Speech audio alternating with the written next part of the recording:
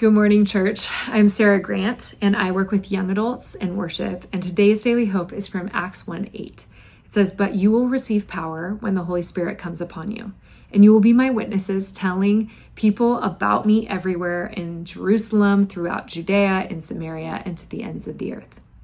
And it had only been a little over a month since Jesus had risen from the dead. And I would imagine there's a bit of a hype about it, right? They're like, he's back, you guys. We have our leader back, right? And I just imagine them, like feeling like, oh, finally, okay, we can rest now. And he's like, actually, I'm going to go, but I have a gift for you, So he's saying, when the Holy Spirit comes upon you, you are going to experience that same power of ministry that I have. And it's declaring freedom from sin. It is the power to heal and to lead and to preach and to care for other people and to be that presence, that Jesus presence to other people.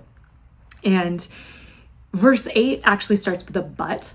And I'm just going to jump back for a second because I imagine they were like, wait, what, you're leaving? Like, you're not going to restore the kingdom and you're not going to defeat the empire and do all of these things that we thought the Messiah was going to do. And Jesus is like, guys, let God worry about that. That's not yours to worry about. And instead, here's what I want you to do. I want you to depend on the Holy Spirit when the Holy Spirit comes, right? And so this idea of Jesus stepping out of the way and letting us actually step into leadership and into ministry is really powerful. And I think we're called to that same call that he gave to the disciples and the apostles. And so here's my question. How can you take this word and apply it to you today? How can you take a minute and just ask the Holy Spirit to guide you and for you to trust that where that is, where you're going to step into, that God's going to just show you and show up.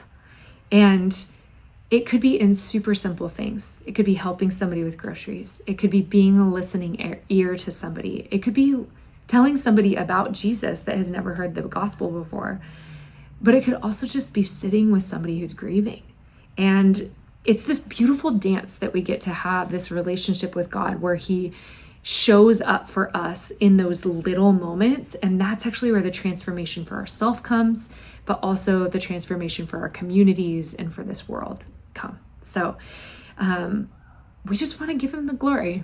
And that's my prayer for us today, that we would step into that. So be blessed, church, and we'll see you tomorrow for another Daily Hope.